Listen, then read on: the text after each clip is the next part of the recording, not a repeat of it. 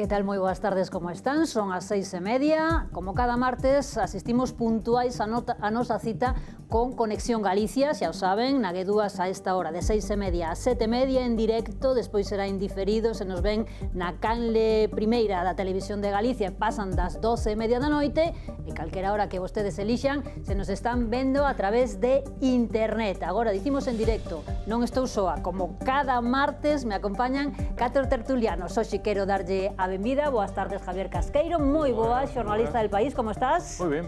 Moi ben, Iván Gil. Moi boa tarde. Co segundo Javi. Iván Gil, xornalista del periódico, como estás? Pois moi ben, aquí estamos. Moitas grazas por vir. Na outra banda, Ida Bau, que tal? Xornalista da cadena SER, moi boas tardes. Boas tardes. Vieito Rubido, director del Debate, como estás? Hola, boas tardes. Todos xornalistas galegos en Madrid. Digo, son as 6:30, hoxe están vostedes vendo a televisión, nos estamos traballando como cada martes no Conexión Galicia. Pero hai un ano non era así a esta hora. A esta hora había 50 millóns de persoas que estábamos en luz case desde as 12:30. Aquí onde estamos no Plató da Forta, sí que había luz porque hai un grupo enerxético que ten certa autonomía por unhas horas, pero despois xa marchou a suministración eléctrica tamén aquí. 365 días pasaron dese gran apagamento ibérico e dicimos 12 meses despois aínda hai moitas sombras sobre o que aconteceu exactamente, cal foi a causa exacta dese apagamento, aínda hai moita luz que botar sobre este asunto, o que sí que está claro é que a factura da luz subiu. Hai unha pregunta sobre a mesa. 12 meses despois, Iván, podería volver a pasar isto? Bueno, eu creo que o sistema, dilo ti, non? O sea, subiu a factura da luz e subiu principalmente porque se intentou reforzar o sistema, está operando nun procedimento moito máis seguro, máis reforzado, co cal implica uns costes adicionais, tamén se está tirando máis de gas, etc. Se pode volver a ocurrir máis alá deste blindaxe que hai, eu creo que tamén depende un pouco de certos cambios normativos de adaptarse a nova realidade, non? De consumo de renovables. Algúns tumbáronse no Congreso, que quere buscar responsabilidades políticas, logo tampouco botou unha mau a desarrollar normativas que pedía incluso Red Eléctrica ou a propia CNMC, co cal, bueno, eu creo que este asunto é bastante máis técnico que político, e así están dicindo todos os informes, non? Os informes de Europa, da rede independiente, así está dicindo, non? Unha cuestión pois multicausal. Multifactores, sí que houbo sancións ás enerxéticas, houbo cambios e reforzamento e cambios na estrutura, e tamén probablemente, non sei se Aida, se ti notas algunha diferencia con respecto ao apagón agora, houbo cambios na nosa protección, digamos, ante esta posibilidade. Non sei se tes o típico kit de supervivencia que naqueles días estaba tan de moda ou non. Que daquela, creo que todos fixemos un autoanálise, non? De que teño na casa? Agora que está pasando isto, que teño? E si, no meu caso, foi quizáis unhas semanas máis tarde do apagón, non? Cando na miña familia e nos meus amigos pois estivemos todos un pouco rollo. Bueno, é certo que se sucede outra vez, non estamos o suficientemente preparados. Eu fui unha das que marchou correndo ao súper esa tarde a comprar velas, a comprar... Unha radio xa terías? Radio sí. Tiña transistores para regalar, pero era o que tiña. Entón, sí que é certo que nese sentido, e recordo ademais a Comisión Europea que sacou un vídeo daquela... Coas recomendacións para poñer en práctica e tivéramos todos unha especie de kit de seguridade para estas situacións. Eso sí, eu creo que o cidadán de repente veu que pode pasar algo que era inimaginable, non? Na cuarta economía do euro. Eu creo que, un pouco recollendo tamén o que dicía Iván, quero pensar que non podería volver a pasar algo así, máis que nada porque xa sucedeu, xa se está facendo un análise do que ocurriu e quero pensar que, sobre todo, como dice Iván, os técnicos e as persoas especializadas que saben que teñen que facer un mix enerxético que garantice o suministro, agora estarán, digamos, pois poñendo 3 ou 5 veces máis de precaución do que poñían antes. Eu non vos preguntei onde estabades vos cando foi o apagón, porque entendo que non tedes unha historia curiosa ou unha anécdota simpática que contar. Vieito, é así ou non? Non, eu estaba traballando no xornal, na redacción, de repente foi salud, pensei que era unha cousa do edificio e ao pouco rato xa comprobamos que era para todos. Eu lembro que sí que o marcador de audiencias teño aquí no móvil, guardado a captura, disparouse de repente tiñamos máis de 60.000 lectores concurrentes, que era un caso único, ter 60.000 persoas buscando información, iso foi o máis. Eu quería dicir tres cousas. En primeiro lugar, todavía non sancionaron a ninguna eléctrica.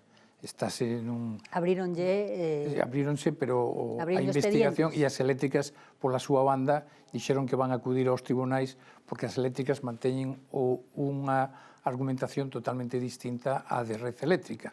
É dicir, aquí non se asumiron... Todos como que botan balóns fora, non? Claro, aquí nadie asumiu responsabilidades, que é o máis lamentable. Dende logo, é bastante chocante que unha economía moderna, un país moderno, lle afectara como lle afectou e se fora absolutamente a cero. Hai documentación, xa grabacións, que aportaron as eléctricas á Comisión Nacional do Mercado de Enerxía, do Mercado da Competencia, donde se viña registrando incidentes 15 días antes. Tanto Iberdrola como Endesa, por lo menos esas dúas empresas de natureza distinta, non nos esquezamos que Endesa é do Estado italiano, española, pero o maior accionista é o Estado italiano, e Iberdrola, que, bueno, ten un accionista moi importante, que é o Fondo Soberano de Qatar. Ambos teñen plantexado toda unha argumentación contra a Red Eléctrica e contra o propio goberno. A argumentación que les dan é que, fronte á aportación que lle dá estabilidade á red, que tiña que supoñer un 30% de nucleares, hidroeléctrica e gas, iso baixouse porque se estaba intentando batir un récord de consumo de renovables. As renovables teñen moitas ventaxas, pero teñen un inconvinte, e é a súa inestabilidade, no sentido de que podes estar recibindo moita enerxía, pero nun momento determinado cesa, porque, por exemplo, as solares, as termosolares, pois porque de repente ven unha gran nube e non hai sol, ou o vento para de haber vento, por exemplo, ou ao revés, hai moito vento e hai moita enerxía. Por tanto, eu creo que é un expediente que non está solventado, non sabemos todavía que un ano despois as verdadeiras causas exactas non se coñecen, e dende logo podría ser unha sobretensión, si que quedou claro que non foi un ciberataque. Un ciberataque, de unha especie de fin de atentado contra a seguridade do país, falouse de todo. O certo é que a día de hoxe non sabemos todavía ben cales foron as causas. Javier, un problema multifactorial, sí. Que é como non dicir prácticamente nada, non? No, es como que no tener claro, digamos, la única causa, porque seguramente será más complejo. Sí, é unha causa en cascada, probablemente, claro. Seguramente será más complejo. Tú preguntas algunas de las cosas que nos llevamos preguntando mucho tiempo, porque realmente no podemos decir que no va a volver a pasar, porque si tú hubieras preguntado el día anterior, al 28 de abril del año pasado, te habríamos dicho que esto no iba a suceder de ninguna manera. 24 horas llegamos a estar sin luz en un país como España, ¿no? Que afectó también, hay que recordarlo, aparte de Portugal, que a lo mejor incluso nos están viendo también allí, ¿no? A través de la televisión de Galicia. Es verdad que eso no está claro, aunque bueno, bastantes cosas apuntan a que pudo haber una sobrecarga de ese mix y que efectivamente una sobretensión, ¿no? Digamos. Había demasiada exposición de las renovables. Vamos a ver, yo me fío de los técnicos que nos lleven a conclusiones. Lo que sí sabemos, además, es que acaba de comparecer hace muy pocos días, no sé si fue ayer o anteayer, el presidente de la comisión que investiga todo esto en el Senado, es que hay 55 expedientes abiertos, uno de ellos con consideraciones bastante graves hacia efectivamente la operadora, hacia Red Eléctrica, pero también, lo digo porque que parece que tenemos obsesión siempre con fijarnos con los organismos que dependen del gobierno, también hacia las compañías multinacionales eléctricas que están afectadas, y una de ellas, Iberdrola, además, señalando como el origen en una de sus estaciones de todo lo que pasó. Otra cosa es que luego no hubiera cobertura, no hubiera capacidad de reacción cuando esa estación falló, etcétera, etcétera, ¿no? Pero yo, por no perderme en eso, a la espera de las conclusiones finales, lo que sí creo es que en este caso habrá que ver en un momento determinado si hay una responsabilidad, habrá que tener algún tipo de respuesta a esa responsabilidad. O sea, no vale esto de que no pase nada. Este país pasan cosas y luego resulta que no acaba de asumir nadie la responsabilidad. Y sí dejo ahí la historia de que efectivamente apuntemos en su momento a Red Eléctrica, porque es muy goloso apuntar además hacia una exministra socialista que preside ese operador, y cuidado con lo que pase con las operadoras, también con las compañías, porque veo que hay mucha intención de pelearse entre ellos, se están lanzando dardos unos a otros en los últimos días, especialmente porque el viernes pasado acabó el teórico plazo de prescripción de 1 año para fijar los daños. Estamos hablando de daños multimillonarios. 50 millones de persoas en luz, en suministración eléctrica, ata un día inteiro. Claro, las compañías han enviado rápidamente burofax para asumir, oiga, no, mis daños son estos, oiga, no.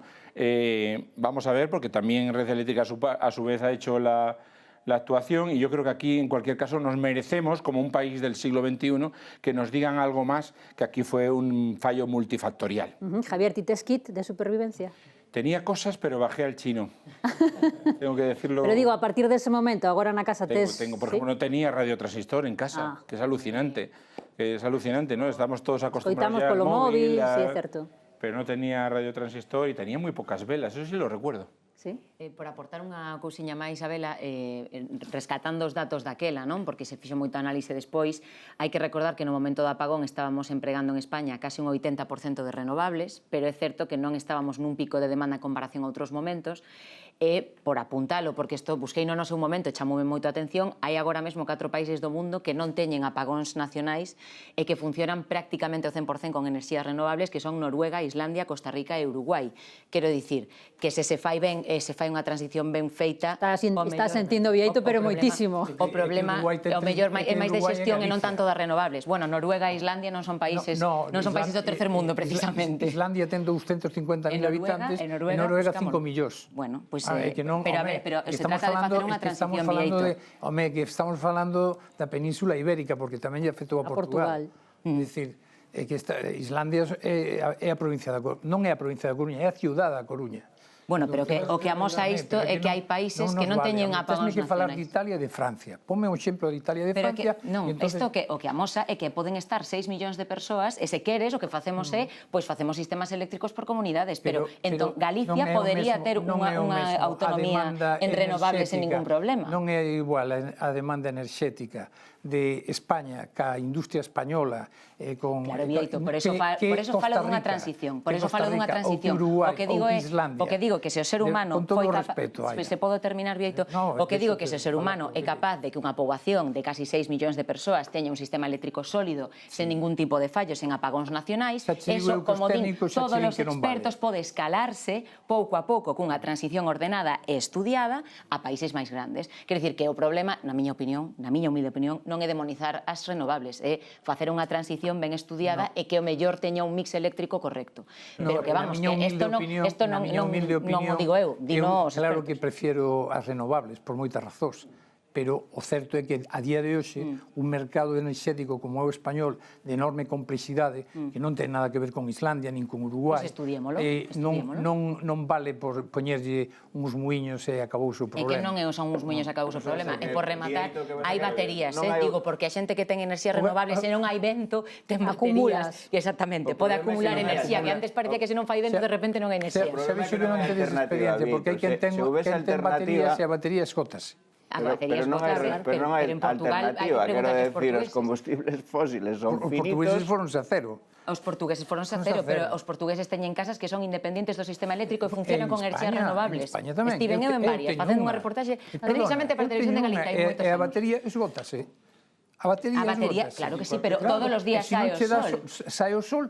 En Galicia precisamente non. Ti sabías que unha batería solar non necesita que faga sol sen nube? Con que haxa luz solar... Non, sí, eu vino. De feito, viron os televidentes desta televisión hai como 10 anos, porque graveino. Quero dicir, o tema é que despois tamén falta, creo, moita formación no que son as renovables, como funcionan, que eu, por suposto, non son experta, pero que hai moitos datos que a xente pode pensar, é que se non fai vento non hai enerxía. É unha... en a miña opinión, moi tranquilo con Islandia. Yo creo que además, creo que Iván iba por ahí, y yo creo que hay que apuntarlo. Es que además nosotros no somos, porque no somos un país cualquiera, o sea, no es la apuesta por las renovables en España no es una cuestión casi de debate, es que es casi de supervivencia, y gracias a eso además es que estamos presumiendo precisamente de que dependemos menos que otros países de nuestro entorno. Por ejemplo, ahora, con los problemas que hay de carencia de este tipo de petróleo, con el tema de la guerra en Oriente Próximo, precisamente porque porque tenemos renovables. Pero el debate que suscitaba Aida, yo creo que no es un debate que deberíamos tener periodistas o políticos, claro, fíjate, yo creo que esto es un debate técnico, profesional. O sea, esto es como el tema de las nucleares, que por cierto tiene mucho que ver con todo esto que estamos viendo, introduciendo el cuestionamiento de las renovables, ¿no? Porque aquí hay una presión de un lobby potentísimo para intentar que no se cierren las renovables en España. Yo no estoy en contra de la ayuda, lo que quiero es que me digan técnicos, no periodistas, no políticos que no saben nada, técnicos que me digan, oye, ¿con esto que tenemos es suficiente para España? ¿Con las renovables nos llega? ¿Podemos hacer un mix energético en el que haya nucleares, las alargamos, pagan ellas, por cierto, el coste altísimo de lo que supone alargar su vida? Y podremos hacer, y no pasa nada, tenemos seguridad suficiente como que me lo resuelvan. O sea, para eso están los políticos, para consultar a los responsables técnicos y nos digan esto es factible o no lo es. Y yo no veo que aquí tengamos que tener un debate ni mediático ni político. Perfecto, pois non falemos máis, rematamos aquí este debate técnico, pero sí que podemos facer un debate sendo xornalistas e falando de enerxía e falando de política, porque agora, esta tarde, estáse producindo neste momento, hai pleno no Congreso cunha enerxía, digamos, non moi boa e cunha batería que quizáis tampouco sexa coa carga máis axeitada. Estamos falando da máis que posible derogación da prórroga dos alugueiros. Javi, ti estivestes no Congreso ata aí nada. Vengo de ahí, sí, sí. Contanos, ponnos en contexto. No, primero, un debate súper interesante, porque estamos hablando... Ahora sí, ¿no? Como somos xornalistas, a esa parte sí que nos interesa. Y lo que nos estén viendo en casa, no estamos hablando de que la vivienda... Contanos, que é o que se está falando no pleno do Congreso esta tarde? En todas las encuestas, CIS y demás, que la gente joven no tiene la posibilidad de tener una vida independiente y salir de casa porque no hay manera de acceder en condiciones dignas a una vivienda. Bueno, pues este debate se está produciendo ahí en el Congreso. ¿Cuál es el contexto? Hace un mes el Gobierno, ante esta situación, por decreto, porque tiene una debilidad parlamentaria evidente, porque no hay que ocultar... que esa debilidad ímola a ver esta tarde. No hay que ocultar las realidades. El Gobierno tiene una debilidad parlamentaria, es así, pero y además tiene una presión interna de su socio fundamental, que es Sumar, en el que algo hay que hacer con el tema de la vivienda. ¿Se puede prorrogar esta situación de los precios de alquiler en los próximos 2 años para que haya una subida medianamente controlada del 2% y no es las barbaridades? A ver, lo que está sobre a mesa é un decreto lei impulsado por Sumar no que se establece unha prórroga automática para os alugueiros ata que estean en vigor ata o 21 de marzo de 2026 ou 2027. E ademais tamén hai sobre a mesa a posibilidade de que se poña un límite do 2% o aumento das rendas anuais. Ese é o debate que está sobre a mesa e parece que non vai sair adiante. Ese es el debate y solo por ser sucinto y terminar, lo que constata, te decía, la debilidad parlamentaria, el Gobierno actúa por decreto, abusando muchas veces de los decretos y en este caso se va a llevar un nuevo revolcón parlamentario. ¿Por qué? Porque está sucediendo algo bastante curioso en los últimos meses en el Congreso de los Diputados, especialmente desde otoño. Contanos. Y es que hay una serie de partidos. Antes creíamos que era PP y Vox nada más, pero ahora vemos en los últimos meses que hay una serie de partidos de la derecha y la ultraderecha española y catalana que por temas de proximidad y de afinidad ideológica están oponiéndose a muchas medidas que tienen que ver con asuntos económicos, con impuestos, con viviendas, con alquileres. En este caso, Junts, que además quiere marcar mucho territorio de que desde hace tiempo ya de que se aleja de ese bloque progresista que ayudó en su día a investir a Pedro Sánchez, ahora se está acercando cada vez más en muchas votaciones. Hoy ha habido otro caso, no solo con este de los alquileres, en contra Junts de crear un consorcio público en Cataluña que entre la Generalitat y el Estado español analice y vea las infraestructuras. Fíjate lo que estamos hablando, rodalíes, aeropuertos, puertos, etcétera. También ha votado con el PP y con Vox. Hay un cambio de pactos y de alianzas en el Congreso de los Diputados y efectivamente se constata que Junts se está acercando cada vez más a PP y Vox en el Parlamento. Vieito, é así. Pois, non, home, que haya tantos partidos de extrema dereita, Junts, non? Era por Junts. É que non me salen tantos, Javier. Aparte de Vox, Junts. Bueno, ¿qué más? Te estoy diciendo que Junts se está acercando a la derecha y a la ultraderecha. En este caso, PP y sería la derecha y Vox la ultraderecha. No hay mucho debate sobre eso. Y Junts. Y Junts se está acercando a ese bloque. É que eu pensei que había máis. Hai varios partidos. Non, bueno, hai unha evidencia, e é que o Partido Socialista non gañou as eleccións e ven gobernando dentro do 2023 cun pacto con uns partidos que evidentemente, como acabamos de comentar, pois son tan inestables como as renovables na red eléctrica. Entran, saen, e non lle dan estabilidade ao goberno. Por tanto, o problema que ten este goberno é que, efectivamente, a experiencia que ten hoxe xa debería ter convocado unhas eleccións porque é incapaz de sacar nada adiante no Parlamento e gobernar por un decreto non é propio dunha democracia, é algo excepcional nun momento determinado, pero non é propio dunha democracia. Iván Sumar estaba moi interesado en que saíra adiante este proxecto e, de feito, este mediodía despois do Consello de Ministros, coitábamos a ministra, a Yolanda Díaz, dicirlle a xente que seguira esta tarde ese pleno no Congreso, que seguira esa votación, e que se non sai adiante, como parece que non vai a sair, que se votara á rúa, porque é un tema moi importante, dicía a señora Díaz. Sí, eu creo que unha das bandeiras de Sumar, non? E, de feito, houve moita discusión no Consello de Ministros, hasta se retrasou o seu inicio porque había diferencias a este respecto, non? Foi o Consello de Ministros no que se aprobou o plan anticrisis, o PSOE calculaba que non había maioría logo no Congreso para aprobar medidas en vivenda, non as quería levar e Sumar, bueno, pois plantouse, forzou que se incluísen. Por eso, bueno, unha bandeira que axita. Pero eu, respecto que decías das palabras de Yolanda Díaz, non, de escoitar o debate, escoitar o debate, pero tamén ver logo os puntiños rosos e os puntiños verdes das votacións. Aparte, van pedir que sexa a man alzada para que se retracten ben as posicións de cada un dos deputados. Eu creo que é unha cuestión que define moi ben quen defende a quen, quenes son os seus representados e quenes duns e doutros. Decía Casqueiro, non? A medida máis alá do tope do 2 para que a xente xa o sabe de sobra porque é algo que nos toca moi de cerca, non? Pero estamos falando de prorrogar 12 meses o alugueiro co mesmo prezo. 12 meses, quero decir, non creo que o mercado se vaya a caer un máis un. Ahora, o sea, un máis un. O sea, se o caseiro, os 4 meses anteriores, decide que retira do mercado, está dentro da LAU, da Lei de Arrendamentos. Sería coas mesmas condicións do contrato actual. Exactamente. Se non di nada, pode se prolongar os 24, non? Pero eso se queda un pouco nas mãos do... 12 ou 24, quero decir que non é unha medida tan excepcional como a que vemos noutros países do noso entorno, que atalla moito mellor o problema. Co cal, a quen está defendendo quen vota en contra desto? Junts, máis alá de que se queira arrimar por cuestión estratégica, como decía Casqueiro, a dereita e a ultradereita, home, bueno, pues ten exdirixentes que forman partes de lobbies inmobiliarios. E se ben é certo que igual os fondos de inversións non manexan tanto este mercado, pero si as inmobiliarias, o sea, quen perde con isto? Sobre todo as inmobiliarias, que son as que sacan un porcentaxe polos novos contratos de alugueiro que san.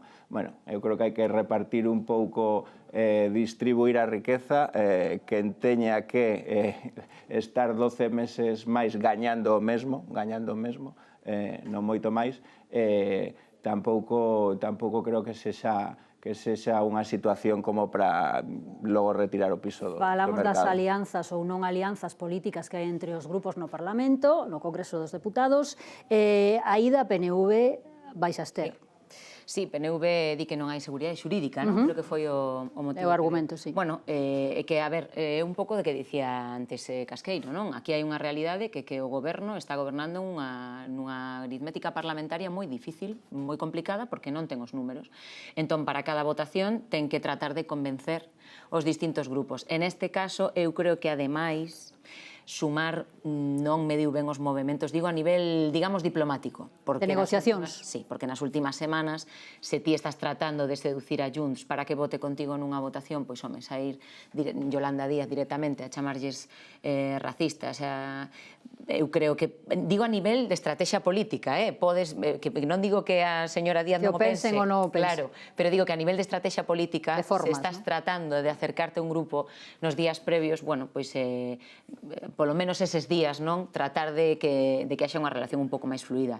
A ver, eu creo que aquí é certo que é unha votación moi gráfica, porque estamos falando dun problema que eu creo que é transversal, pero que, sobre todo, iba a dicir as xeracións máis mozas, non, bueno, en realidade agora mesmo é tan transversal que afecta a prácticamente calquera que non este de propietario, que teña un aluguer, que este nunha cidade, por exemplo, como Madrid, como Barcelona, como Valencia, como Bilbao, como Coruña, como a Coruña, sí. En Galicia xa empezan tamén a ter uns prezos Claro, porque entón serían medidas en favor dos inquilinos e tamén dos pequenos propietarios. Eso é. Eu creo que un problema que é transversal e ademais creo que os grupos que vayan a votar en contra esta tarde non sei se calibraron del todo o efecto que pode ter na visión que un cidadán poda ter desta votación, porque non é un problema, non estamos a falar dun concepto político, filosófico, de debate político, que hai moitas votacións que son así, non? Que son máis de concepto político e demais. Isto é algo que afecta directamente a vida da xente. E hai xente que sabe que en 3 meses ya acaba o aluguer e que é moi probable que, bueno, eu falo de situacións que teño ao meu redor, que tes un aluguer de 1.000 euros e que cando remata o aluguer son 1.600. E que non é unha suba, claro, é que non é unha suba de 150 euros, ou a case ten todo o seu dereito do mundo e poñer o prezo que quera, estamos a falar de xente que sabe que os prezos e que os salarios non teñen subido nin de lonxe, non están proporcionados, nin de lonxe con o que están subindo, pero din como o mercado está así, eu vou cobrar isto. Se non o pagas ti, xa o pagará o danés ou o alto cargo que se o poda permitir, e ti te verás que vivir a 1 hora do centro, non? Eu creo que é unha realidade que está calando cada vez máis, porque quen non ten un aluguer nesa situación, ten un fillo, ten un irmão, ten unha sí, o contexto social xira un pouco por esa banda. A cuestión é que a partir das 8, 8:30, espérase que se produza esa votación no Congreso, e claramente, se non hai un cambio ou un acordo en extremis de última hora, pois parece que o Goberno non lle dan as contas unha vez máis. A quen si lle deron as contas está nese proceso de toma de posesión de investidura e a Jorge Azcón, presidente aínda de momento en funcións de Aragón. E sae hoxe do seu discurso, primeiro día de investidura, mañá a partir das 10 da mañá nas Cortes de Aragón continúa esa segunda parte da sesión de investidura cunha frase que seguro que xa levan escoitado vostedes moito porque os medios de comunicación estamos insistindo no principio de prioridade nacional. Casqueiro, é unha frase que está moi debatida últimamente porque forma parte importante do acordo entre o Partido Popular de Jorge Azcón e Vox para esa investidura. Sí, se ha metido. Vox ha conseguido que este debate, que no estaba en España, que se originó en Francia con la formación del Frente Nacional y del Le Pen, que se metiera en España, y es verdad que en estos pactos que han tardado tantísimos meses en fraguarse en Extremadura, en Aragón, e ahora veremos en Castilla. En teoría, sobre o papel, teóricamente, sería darlle prioridade os nacionais ou os españóis frente aos estranxeiros para, por exemplo, percibir axudas. Eso sería o máis teórico sobre o papel. É certo que Azcón xa está puntualizando que haberá unha... La literalidad del papel está bien, pero nosotros que estamos allí, y yo te lo digo porque acabo de venir con eso y hemos estado debatiendo largo y tendido hoy con la portavoz del PP y todo esto, luego está lo que cada uno quiere interpretar de esa literalidad del papel. Y lo que vemos es que entre ellos mismos no se ponen de acuerdo sobre lo que interpretan y han firmado. Porque para Vox está claro lo que es. Españoles primero, en todas las circunstancias. Hoy mismo han estado, y ahora se va a debatir también esta tarde, el tema de la prioridad es primero, incluso en la sanidad pública. Ellos se plantean que incluso a los inmigrantes irregulares que están en España, no es esa teórica de, no, es que si vinieran o no vinieran, que vengan o no vengan, no. Tenemos inmigrantes irregulares como lo tienen muchos países occidentales y desarrollados. Y ellos plantean esa prioridad en todos los aspectos, en el alquiler, en el acceso a las escuelas, en el tratamiento de los menores no acompañados y hasta en la sanidad pública. Y el PP ha caído en esa trampa, al punto de que no saben explicar, hoy también lo he visto, que no saben explicar a qué se refieren muchas veces, porque ellos hablan del arraigo como si fuera un concepto general que no tiene por qué afectar a los inmigrantes, y Vox, que va a estar en esos gobiernos, no tiene la misma opinión. Yo creo, y termino aquí, simplemente decirte que me parece que esto es un debate que al PP le va a perseguir hasta las elecciones generales. O sea, esta idea en la que parecería según algunos, que Pedro Sánchez está acabado, que el gobierno central no tiene ninguna opción, yo creo que al PP le hace más daño de lo que ellos piensan. Dicía Azcón esta mañá nesa primeira sesión de investidura que ese principio de prioridade nacional, el dicía textualmente, é moi fácil de entender, busca establecer unha asignación xusta, dicía Azcón, dos recursos públicos os que manteñen un arraigo real, dicía, duradeiro e verificable co territorio. Imos escoitar a Jorge Azcón. Que los baremos de acceso a las ayudas sociales respeten escrupulosamente las leyes, demuestren arraigo territorial y la aportación al sistema de quienes la reciben, sea cual sea su nacionalidad. Bieito, sea cal sexa a nacionalidade, pon moito énfasis o PP en Aragón no asunto do arraigo.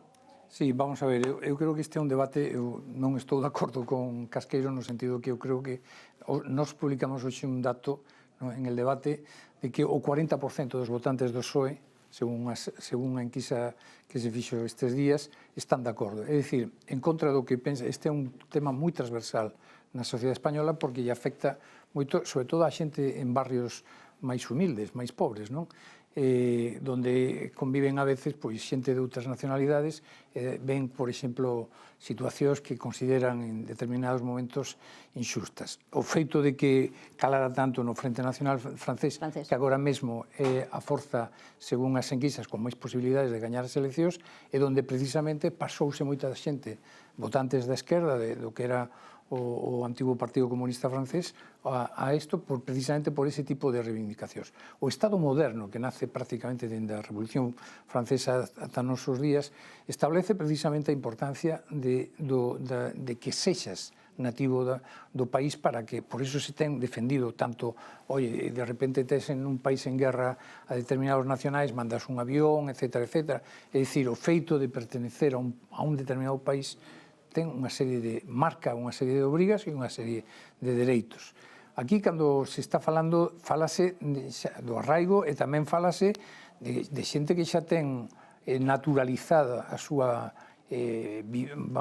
digamos, habitabilidade no país. Non se está, é dicir, iso é o que vai eu creo que a pesar. Pero eu, en contra do que pensa moita xente, eu creo que este é un tema que en contra do que pensa, insisto, respeto moito a Javier Casqueiro, que é un veterano analista, pero curiosamente si está calando moito entre votantes do PSOE. Isto está tamén sobre a mesa en Extremadura, no acordo tamén de investidura de María Guardiola. Que María Guardiola intentou non verbalizar este concepto. Sí que aparece especificamente tamén a cuestión de arraigo. Pero que nin arraigo nin prioridade nacional, como lle chama, non? Que quizá é un concepto demasiado fácil, non? Para que se tú preguntas o teu fillo con 18 anos está esperando unha axuda ao alquiler, que prefires? O teu fillo con 18 anos que teña prioridade ou o que acaba de chegar que non contribúe á seguridade social, etcétera, etcétera. Bueno, eu creo que é moi perigoso, pero é que chegamos a un punto absurdo, por eso digo, nin arraigo nin prioridade nacional, nin arraigo... Pensei que ibas a decir nin arraigo nin leches. No, porque máis alá de que é moi a min alármame, non? Que vaya por diante sempre dicindo imos cumprir a lei, todo vai estar no marco da Constitución, calquera medida pasará polos servicios xurídicos. Bueno, é que un presidente en funcións dando un discurso de investidura para ser presidente dunha comunidade. O tema da legalidade ten que ir por diante sempre, non? Bueno, pero intranquilízame, porque dase por feito, non? Que se algunha medida que todas teñan os servicios jurídicos teñan ok, non? Cando te estás justificando tanto porque algo non encaixa. Pero é todo tan absurdo de que estamos falando en Aragón, onde Huesca, Teruel, que están prácticamente despoboadas, que hai un envellecemento poboacional bestial, xa polo tema de inmigración, non? Quero dicir, quen vai estar traballando os servizos públicos nesas poboacións tan despoboadas e tan envellecidas? En Zaragoza non, é certo, Zaragoza capital. E logo, prioridade en axudas. Non van ter axudas ás vacunas dos nenos de inmigrantes irregulares? Que facemos? A un sí, a outros non, que o colexio non van ter comedor? Non sei, creo que estamos chegando a uns puntos que son demasiado perigosos e que se está xogando con este tipo de conceptos que, lóxicamente, está metendo Vox. Se Vox, cando goberne, non nos vai poder nin sequera Vox aplicar, porque nin eles mesmos saben quen ten máis arraigos, o inmigrante que leva 20 anos... Claro, é un debate que está sobre a mesa, pero é algo estético. Pensas, Aida? Bueno, eu creo que non. Eu creo que Por parte de Vox, non. Vox, Pero exactamente. esa aceptación do Partido Popular? Bueno, claro, o Partido Popular o que está tratando é de soplar e sorber. Entón, di que sí a prioridade nacional, porque sabe que iso é o que lle exixen os ultras para firmar os acordos, pero despois saen aí e efectivamente están facendo definicións distintas do mesmo concepto.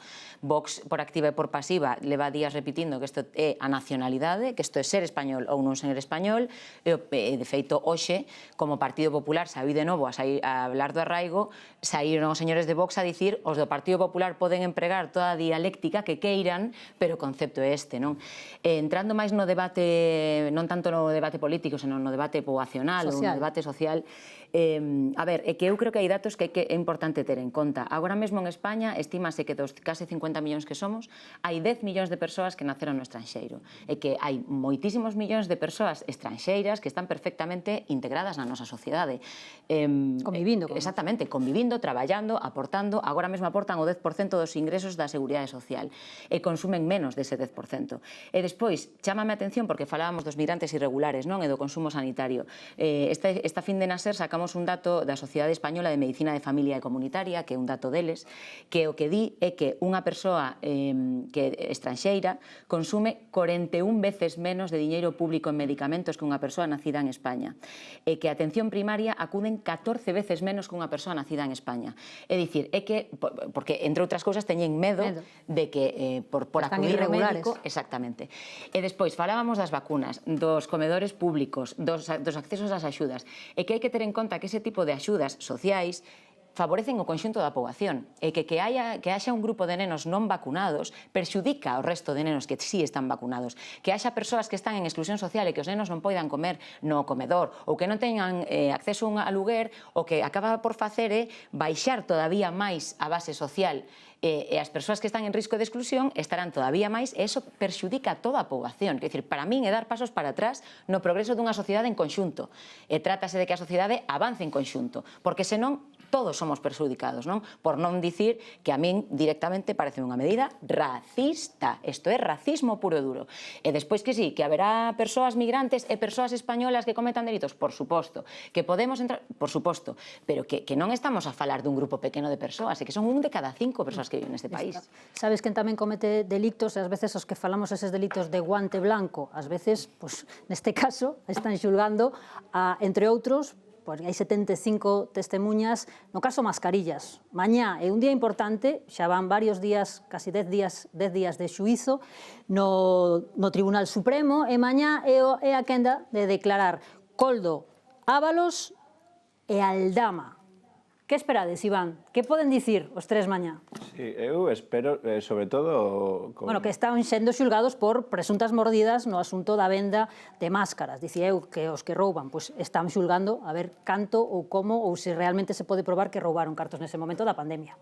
Sí, a min, eu vou estar moi atento sobre todo á declaración de Aldama, porque despois do que escoitamos estes días, non, dos investigadores da Guardia Civil da UCO, a min chameme tamén moito a atención, non? De que sí, porque eles dicían, ou din, que Aldama, para eles, segundo os informes a investigación, sería o xefe real e que tiña a soldo a todo o Ministerio. Ese sería Aldama. E a Ábalos, a UCO, a Unidade Central Operativa da Garda Civil, defíneo como o xefe instrumental. Sería ese ministro que, digamos, abre portas. Efectivamente. Todo supostamente. O corrupto e o corruptor, non? Bueno, neste caso, Aldama é tanto corrupto como corruptor.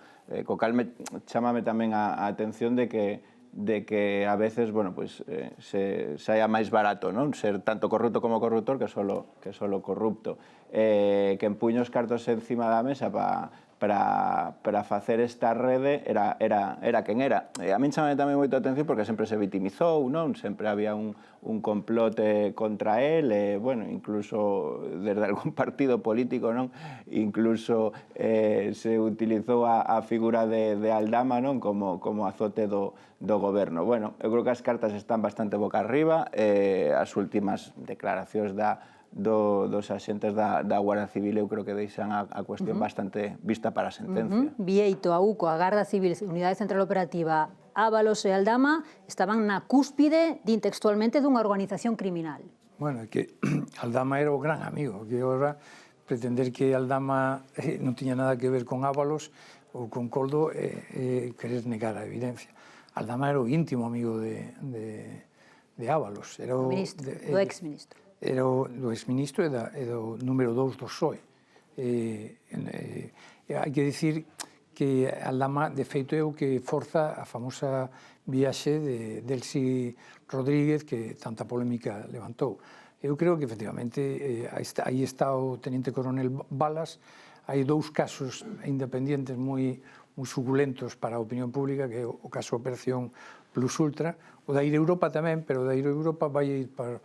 Pero Plus Ultra, que eu creo que está aí de Hocico Zapatero, e o caso de as cloacas do PSOE, que está a fontaneira Leire Díaz, que esa dixo aí, bueno, xa eu vino, supoño que vos tamén, a grabación onde ela di quiero la muerte civil, muerte profesional de Balas, non? Do teniente coronel, traerme lo que sea contra Balas. Bueno, xa vemos que Balas, claro, é o home que dirixe este tipo de investigacións. Precisamente hoxe declarou e dixo, mira, estamos vendo nos rótulos, dicía Balas de Ábalos é un membro cualificado desa organización. Sí, bueno, eu o que quería dicir é que, efectivamente, en fin, está sendo un xuicio que a unha parte da sociedade española está asombrando bastante, porque non nos esquezamos que isto eran negocios que se estaban facendo mentre morrían miles de españois, non? Eu lembro moi ben aqueles primeiros días en que estábamos encerrados, marzo, abril, que andábamos todos locos buscando mascarillas. Mientras tanto, estabanse facendo negocios con isto, unhas mascarillas que se negaba María Jesús Montero a baixar o IVA, argumentando, mentindo como tantas veces, que non lle deixaba Europa, cando xa estaban todos os países europeos co 4% do IVA das mascarillas, despois baixouna, non?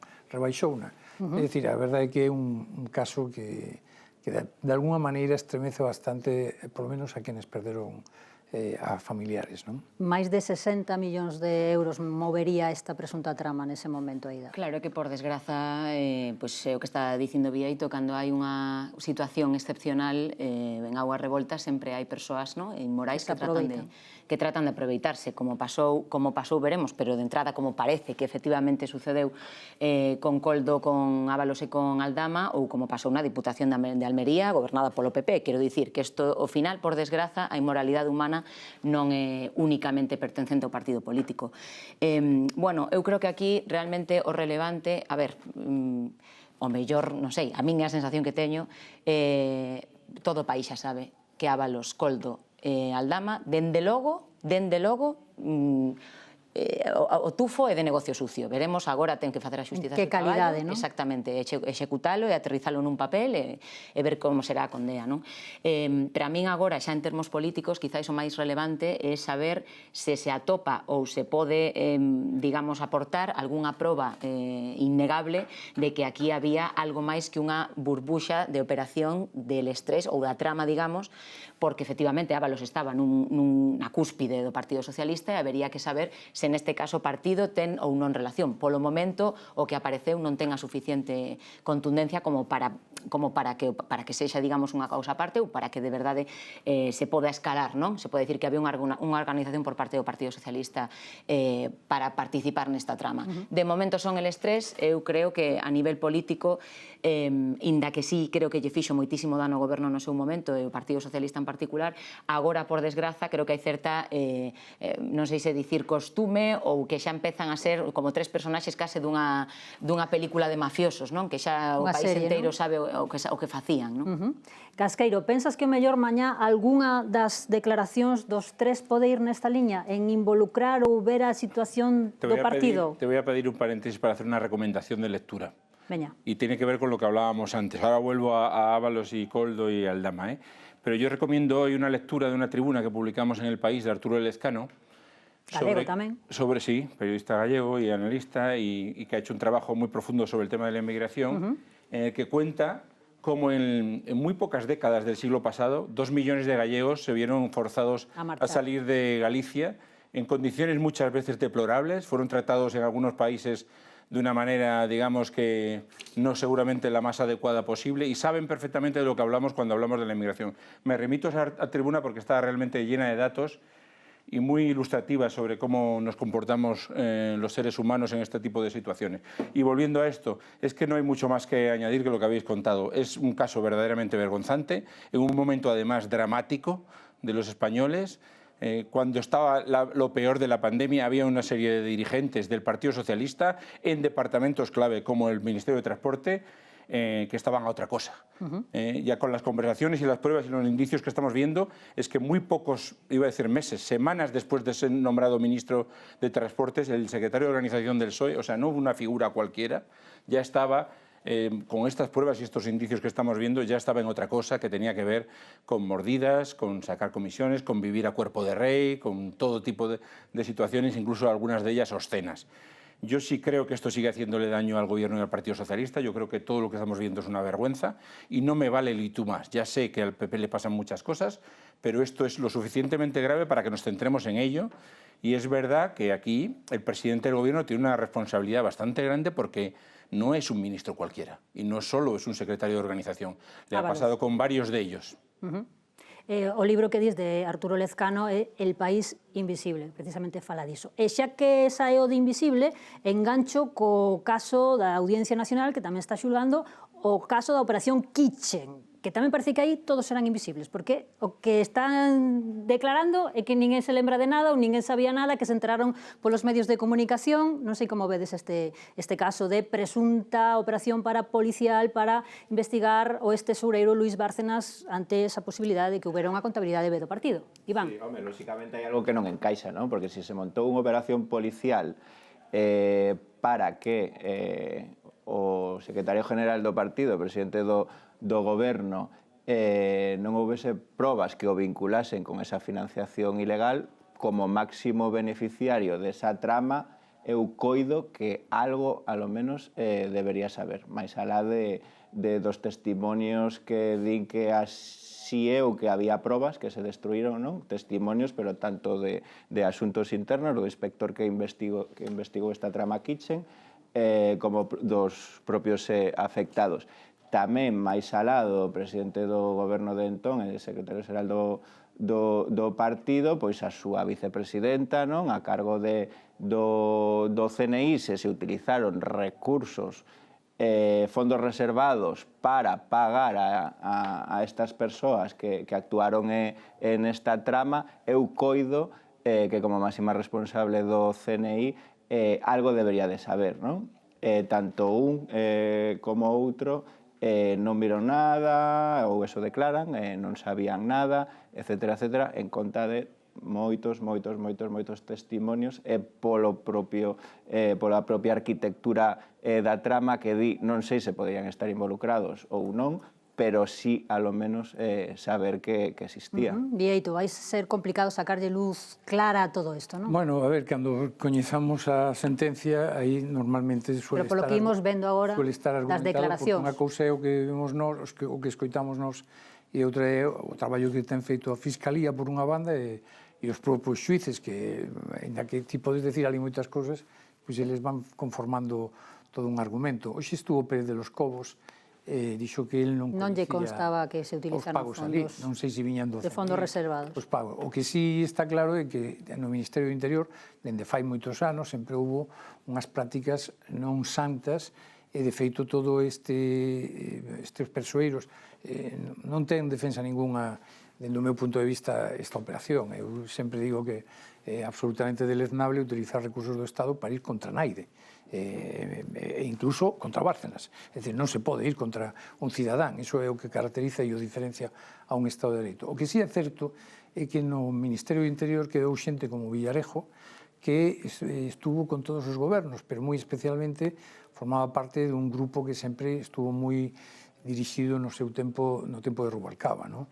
E esa especie de conversa que tuvo longa Zapatero con Fernández Díaz, que non foi o mellor ministro do Interior que se lembra, no que entre outras cousas, se pactaron manter unha serie de xente, de persoas, porque se supoñían que estaban moi ben orientadas na loita contra ETA e que ao mesmo tempo iban a facilitar que se mantivera os acordos, non? Que ocorre con algúns deles? Remítome xa á época de Amedo, que baixo o paraguas de que defendían uns grandes intereses nacionais facían negocios. Villarejo é o caso máis claro. E Villarejo, con toda a posibilidade, pois claro, mantivose aí, vamos, ten 20 causas pendientes na Audiencia Nacional. Esta é unha, ten moitas máis. Aida. Bueno, eu creo que é un caso moi grave. Sí creo, igual que dicía antes, que no caso das mascarillas lle fixo moito dano ao goberno e agora creo que lle está facendo menos do que xa lle fixo. Neste caso creo que o Partido Popular ten fácil desvincularse, porque é outra época, pasou hai moitísimos anos, hai máis dunha década, e ainda así o que dá moita pena como cidadá é velo agora, non? Empezar agora a ter todavía máis detalles do que ocurriu ou do que se está investigando que ocurriu, non? Bueno, a min chámame poderosamente a atención que aquí ninguén sabe nada. Aquí o presidente do goberno non tiña nin idea, a vicepresidenta do goberno non tiña nin idea, e despois, outro día vendo as declaracións de Rajoy, non? É chamativo tamén porque el fai o que sabe facer, non? Que creo que neso é experto, que eu pasaba por ali, pero claro, declarar que nada do que se xuzga se fixo dentro do Ministerio da Policía Nacional, moito menos co coñecemento de Fernández Díaz, que era o ministro. Pois, home, hai probas do contrario na causa, veremos despois como se chega a sentencia, pero hai mensaxes do exsecretario de Estado, Francisco Martínez, remitíndolle ao ministro e registrados ante notario comunicándolle o éxito da espionaxe. Quero dicir que hai documentos nos que se certifica que efectivamente estaba a ocurrir unha espionaxe contra Luis Bárcenas, non? E ademais, neste caso, dende fora, é que hai motivos. Quero dicir, hai motivos porque hai que recordar que a Caixa B do PP está aprobada, xa está xulgada, e eso foi algo que existiu, que deu a xustiza. Entón, alguén tiña que xestionar esa Caixa B, e despois, claro, é certo que agora mesmo, pois, como non hai unha proba na que se lle poda, digamos, vincular a Mariano Rajoy, pois el, claro, o que ten que facer é eso, non? Dicir que non sabía nada porque que non hai unha forma de demostralo. Chama tamén a atención que a defensa de Luis Bárcenas diga, claro, é que nos ata o de agora non o dixemos porque ata o de agora non nos venía, non era bo para o meu defendido exactamente dicilo, pero os mensaxes de Luis Bárcenas e os audios que di que grabou con Mariano Rajoy entregándolle diñeiro e el destruindo papel nunha destructora de papel, pois como mínimo quedas un pouco pasmada como cidadán escrutando. A ver, al margen de las cosas que quedan por demostrar, lo que dice Bárcenas o que no figuran o no figuran, lo que sí sabemos aquí es que hay 6 comisarios implicados, más de una decena de policías, algunos tan importantes que al margen del coronel de la Guardia Civil Pérez de los Cobos ha estado el director operativo de la policía durante casi 6 años del gobierno Rajoy, Eugenio Pino, que además era el responsable de repartir los fondos reservados, que se reconoce que se pagó durante 2 años una serie de un sueldo mensual extra de 2.000 euros al chofer de Bárcenas para que le traicionase y tenerlo espiado, que se entró en el estudio de su esposa, que hubo un secuestro de un falso cura que llegó y tuvo a Willy Bárcenas y a la mujer de Bárcenas durante unas horas secuestrados en su propia casa, que parece que se entró en el estudio de la esposa de Bárcenas precisamente para robar una serie de material que contenía una serie de pruebas. O sea, hay cosas bastante evidentes y estamos hablando de la cúpula del Ministerio de Interior, donde el secretario de Estado y el ministro, y no un ministro cualquiera, decía Vieto, no se recordará por su capacidad o por su gestión a Jorge Fernández, pero sí se le recuerda por ser y haber estado en todos los ministerios por donde pasó Mariano Rajoy a lo largo de su carrera, 5, también en la vicepresidencia y luego nombrarle ministro del Interior, que no es cualquier cosa, y que todo eso derive en que resulta que nadie sabía nada en el Partido Popular ni en el Gobierno. Esto me lleva, y esto es ironía, comillas, a decirle ahora a los que estén opositando para registradores y abogados del Estado que no se preocupen si no tienen mucha memoria, porque se ve que se puede llegar a ser abogado del Estado como Dolores de Cospedal, como Soraya de Santa María y registrador como Mariano Rajoy, y que la memoria no tiene por qué ser una de las cualidades, porque te olvidas de todo al cabo de unos años. Falas de memoria, non se esquecen ou se esquecerán os votantes de Donald Trump deste último incidente, que pode que sexa máis que un incidente, finalmente non pasou nada, pero esta fin de semana o presidente dos Estados Unidos foi atacado, disparáronlle un atentado frustrado, porque saliu ileso.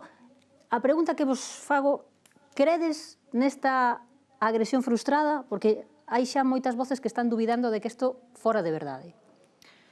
Bueno, eu creo que hai probas, hai vídeos... De que sí? Sí, os servizos... E valle perxudicar ou valle beneficiar a Donald Trump? Bueno, eso é un debate interesante, Isabel. Eu creo que lle vai Claro. beneficiar. Eu creo que todos estes intentos de magnicidio a él benefician. Dito isto, a min pareceme inaceptable que isto ocurra nunha democracia, en calquera sistema político deste mundo. A violencia nunca é unha solución, e Donald Trump é unha persoa que chegou aí democráticamente e que se lle pode gañar democráticamente, que é a única maneira de que se lle pode gañar a Donald Trump. Eu creo que sí, que o ataque non está... Bueno, vamos... É que no 2024 en Pensilvania, no mes de xullo, tamén recibira ese medio impacto nunha orella dunha bala tamén cando estaba nun meeting, e aquel altercado beneficioulle. Entón, hai voces que están falando que o mellor do que se trata é que esta victimización, digamos, do presidente que o axuda. Bueno, eu creo que pode perfectamente responder, non me alongo moito, pero eu creo que pode responder perfectamente á polarización crecente que se observa e que observan todos os analistas en Estados Unidos. Chámame moito a atención que agora a portavoz da Casa Blanca lle bote a culpa á esquerda, tendo en conta o nivel dialéctico e o nivel de violencia dialéctica de Donald Trump un día tras outro, e que incluso os seus, os MAGA, están agora mesmo botándoselle en contra polas súas políticas. Isto que dis, Aida, Vieito, pensas que hai unha escalada de violencia política en Estados Unidos ou a nivel global, ou que hai como un halo deste tipo de reaccións? Estados Unidos é un país, a primeira democracia, dende que naceu é democracia, é a democracia máis acrisolada, digan o que digan, pero Estados Unidos... Pero hai moitas armas tamén. Exactamente, eso vou. Estados Unidos ten unha longa historia de magnicidios. Eso é bo, dixestes eso é bo. A eso vou, te entendín, eso é bo. Dixen, hai moitas armas, e dixestes, a eso vou. Sí, sí. Que ten unha longa historia de magnicidios, desde Lincoln a John F. Kennedy, etc. Pero, é dicir, España tamén, en España mataron a Canalejas, que era de Ferrol e de dereitas, a Dato, que era da Coruña e de dereitas, como lle chaman, a Cánovas del Castillo, que era de Málaga e de dereitas, e a Carrero Blanco, que era de Santoña e de dereitas. Sempre mataron aos de dereitas. E vouche dicir os últimos atentados que houbo con que Jair Bolsonaro, Charlie Kirk, que morreu, que o mataron, Miguel Uribe, que o mataron, todos de partidos de dereitas, e Shinzo Abe, o xaponés, que tamén mataron. É dicir, que aquí eu non estou dando datos, ahora que cada un saque as súas consecuencias. O certo é que, evidentemente, no mundo hai unha gran polarización, no mundo inteiro. En Europa tamén e en España tamén. Aquí o fanatismo xa está instalado en todas partes. Claro, pero ese nivel de fanatismo pode chegar a ser contagioso. Non sei que pensades, Iván, Javier. No, es que me Eu non rematei de falar. É que nos quedan 3 minutos. Termino rápido. Me ha dejado estupefacto con esta relación porque te has olvidado los Palme, que parece que no era de dereitas. Sí, pero bueno, y más demócratas en Estados Unidos. Habrá para todos los gustos. Hombre, yo creo que no entremos en teorías conspiranoicas. Esto lo hemos visto. Había 2.500 invitados en el salón, periodistas que no eran todos... Era cena de correspondentes, claro, que no eran todos afines, ¿no? Yo creo que aquí el tema no va por la teoría de la conspiración. Pero fíjate, hablando de esto y dejándolo muy sucinto, todos tenemos una responsabilidad en este clima de polarización y algo más que estamos viendo en Estados Unidos y en España. Los políticos y los medios de comunicación. Yo siempre estoy con ese debate porque también veo muy enrarecido el clima en general, que se traslada luego a la sociedad y que me parece muy peligroso. A responsabilidade tamén a temos nos en parte. Sí, eu creo que que se potencian mutuamente, sobre todo con personaxes como Trump, non? Os últimos políticos asasinados, foi unha congresista en Minnesota, e creo que o seu marido tamén, a reacción de Trump non a vou reproducir aquí porque está moi fora de lugar. Co cal cría cuervos... No. Non, pero que o que estou dicindo que esa violencia política que se fomenta desde as propias autoridades, neste caso o propio presidente do goberno. E máis a de teoría de conspiración, eu creo que si deberían facer algo de autocrítica, habendo tantos magnicidios como hubo na historia de Estados Unidos, e o propio Trump tendo sufrido algún intento de asesinato, eu creo que un pouco de máis seguridade debería haber, sobre todo nun acto no que está a presidenta, a primeira dama e varios cargos do goberno, non? De todos modos, cando decías o atentado de Pensilvania, si che roza aquí unha bala xa non é un montaxe, se che roza por aquí 2 centímetros máis e vai para outro lado. Foi nunha orella. A cadea perpetua enfróntase agora este asaltante desta fin de semana en Washington. Nos non queremos telos a vostedes en cadea perpetua con este programa, ni moitísimo menos, pero sí que nos gustaría que o vindeiro martes volvan a sintonizar a Guedúas a 6:30, porque Conexión Galicia volve. Grazas por acompañarnos, despedimos a Javier Casqueiro, moitísimas grazas, Iván Gil, que tal? Moi boas grazas, Aida, boas grazas, Vieito Rubido, moitas grazas, vémonos a vostedes, pois tamén moi boas tardes e pola tarde, e boas noites e pola noite. Grazas por acompañarnos, vémonos o martes.